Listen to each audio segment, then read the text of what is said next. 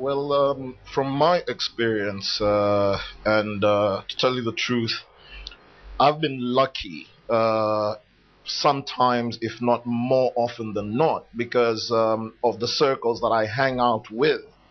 But I do see people around me, who get problems getting into certain places. I mean, I do respect what he has said about a pub recuperating its costs and thus needs to actually take on business.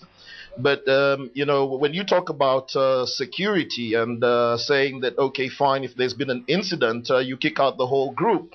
That doesn't apply for many an incident that I've seen at these places where you would bundle up the Africans and kick them out. And yet, if the locals did get into a fight, you're still going to leave them there in entertainment and only kick out the aggressor, or, the two people, as opposed to kicking out the whole group. I have personally seen people being refused entry because of, their color or, where they're from. And I don't think that's right.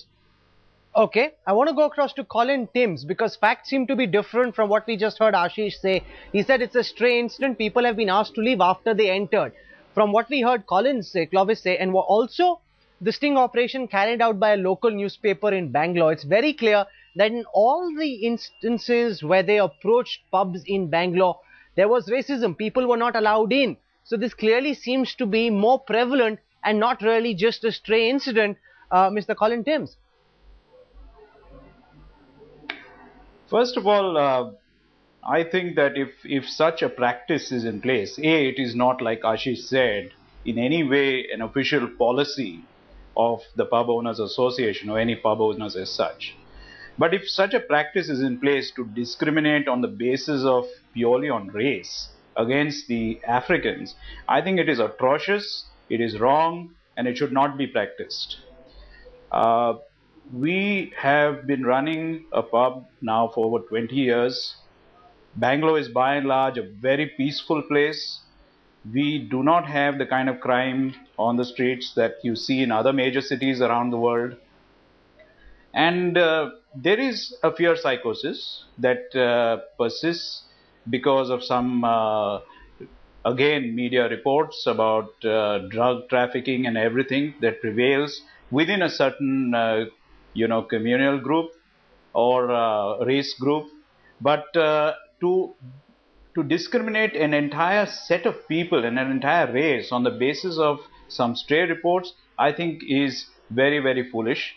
If there is any establishment in Bangalore indulging in it, I feel that, as our Chief Minister has said, they should be brought to book, they should be stopped. And as one businessman to another, let me tell them, like Ashish said, it is very, very stupid and very bad business. Stop doing that. Welcome the Africans in as long as they come, they behave themselves. No, but what you're saying is very different from what's happening in Bangalore. And I want to go across to Prasad Bidappa. He came and spoke to our channel this morning and had very strong views on this issue. I've got a comment from the Joint Commissioner of Police in Bangalore, Alok Kumar. He says Africans are habitual offenders. They've been carrying their operations on for so many years. We've registered several cases against them. It seems to reflect, Mr. Bidappa, to me, a larger bias, a mental block, which is why more often than not African students are barred from entry.